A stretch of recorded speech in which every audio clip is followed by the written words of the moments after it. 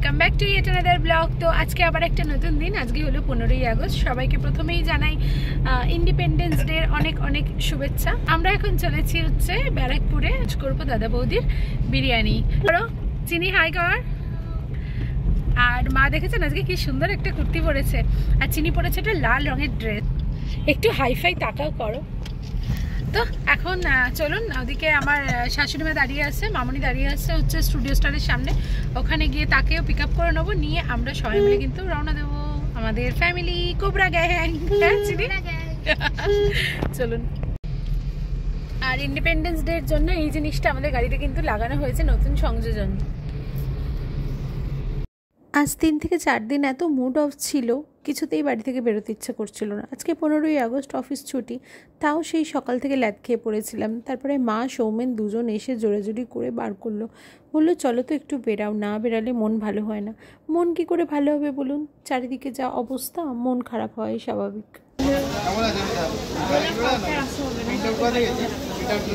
ব্যারাকপুর স্টেশনের কাছে দাদা বৌদি রেস্টুরেন্টে চলে এসেছি। কি বিশাল ভিড় হয়েছে দেখুন, 15ই আগস্ট বলে কথা, যত মানুষ আছে সবাই চলে এসেছে, কিন্তু দাদা বৌদিতেই মনে হচ্ছে যেন বিরিয়ানি খেতে। দাদা বৌদির সামনে এসে সেই লাইনে দাঁড়িয়েছি, আর আমরা এসেছি 5 জন, 5 জনের খালি হচ্ছে না, তো সে কারণে তখন থেকে বেশ দাঁড়িয়েই আছি। দেখা যাক, খালি হলে কিন্তু ঢুকবো। আর নিচে প্রথমে অনেকটা লাইন দিয়ে ওপরে এসে এখানে আবার লাইন দিয়ে দাঁড়িয়ে আছি। দেখা যাক, ঠিক আছে, ভেতরে ঢুকে তারপরে আমি দেখিয়ে দিচ্ছি।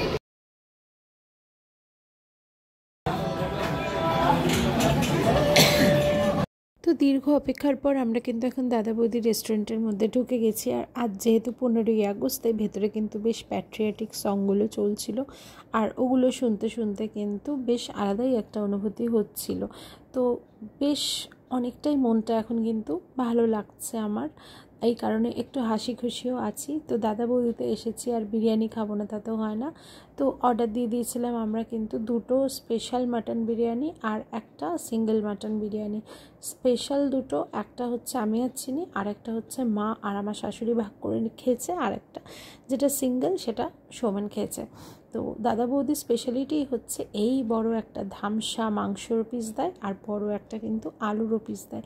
আর মাংসটা এত সুন্দর ওদের কুকড হয়, এত ওয়েল কুকড যে একদম জুসি ব্যাপারটা চলে আসে। তো আমরা বিরিয়ানি খেয়ে নিলাম, আর তার সাথে করে নিয়ে নিয়েছিলাম সালাড আর কোল্ড ড্রিঙ্কস। আর কিন্তু কিচ্ছু না, ভেবে এসেছিলাম ফিশ ফ্রাই নেব আর কত কিছু নেব, কিন্তু এই একটা বিরিয়ানি খেয়ে এত পেট ভরে যায়, অন্য কিছু তো আর খাওয়া যায় না।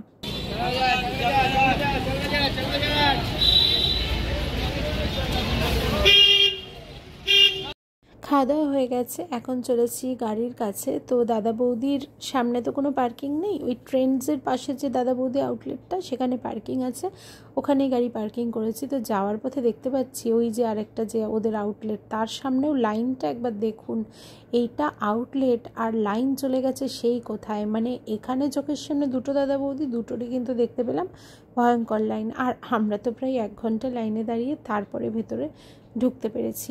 আর এই দেখলাম আরেকটা আউটলেট, এই আউটলেটটাতে কোনোদিনও আমার কিন্তু যাওয়া হয়নি। আমরা এখন এসেছি অন্নপূর্ণা মন্দিরে। এই মন্দিরটি প্রতিষ্ঠা করা হয়েছিল 12ই এপ্রিল 1875 খ্রিস্টাব্দে।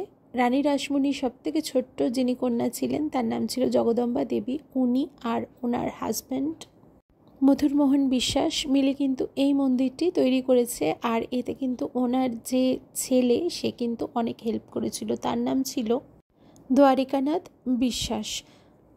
এই মন্দির চত্বরের ভেতরে 6টা শিব মন্দির আর 2টো নহবতখানা আর একটা নাট মন্দিরও কিন্তু রয়েছে। এখানে এসে কিন্তু দেখে যেতেই পারেন।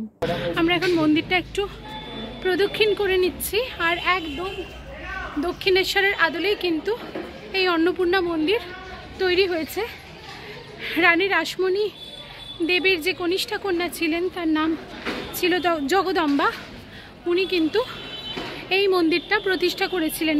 আপনারা যারা রানী রাসমণি সিরিয়ালটা দেখেন তারা হয়তো চেনেন যে জগদম্বা, আর তার স্বামীর নাম কি ছিল কমেন্ট করে জানান তো। জগদম্বার স্বামীর নাম কি ছিল? উত্তম কুমারের যিনি নাতি, উনি ওটা রোল করেছিলেন রানী রাসমণিতে। আমাকে একটু জানান, ঠিক আছে? তো এখন আমরা চলে এসেছি গান্ধীঘাটে, ব্যারাকপুর গান্ধীঘাটে। দাদা বৌদির বিরিয়ানি খাওয়া দাওয়া হয়ে গেল, তারপরে একটু ট্রেন্ডসে গেছিলাম, দুটো জিন্স কিনেছি আর নেল পলিশ রিমুভার কিনে নেল পলিশ রিমুভার হয়ে গেছে, ওই টিস্যু রিমুভারগুলো সেগুলো হয়ে গেছে। তো এখন চলে এসেছি গান্ধীঘাটে, গান্ধীঘাটটা ঘুরে পুরোটা কিন্তু দেখিয়ে দেবো। কোনাটাই যেতে দেবে, এদাই কোনাটা এই ফটো তুলতে পারবো। ও তোলে। গান্ধীঘাটে কিন্তু ক্যামেরা অন করতেই ওখানকার পুলিশ বারণ করলো ভিডিও করতে, তাই ওখানে আর ভিডিও করা কিন্তু হয়ে ওঠেনি। তো যাই হোক না কেন, ভালো রকমভাবে ঘুরে এখন কিন্তু আমরা আবার রওনা দিয়েছি আমাদের বাড়ির পথে। একটা ছুটি কিন্তু এইভাবে সর্টেড হলে তারপরে গোটা সপ্তাহে কাজের জন্য আলাদা এনার্জি পাওয়া যায়। চ্যানেলটা ভালো লাগলে সাবস্ক্রাইব করে দেবেন, সবাই কিন্তু খুব ভালো থাকবে।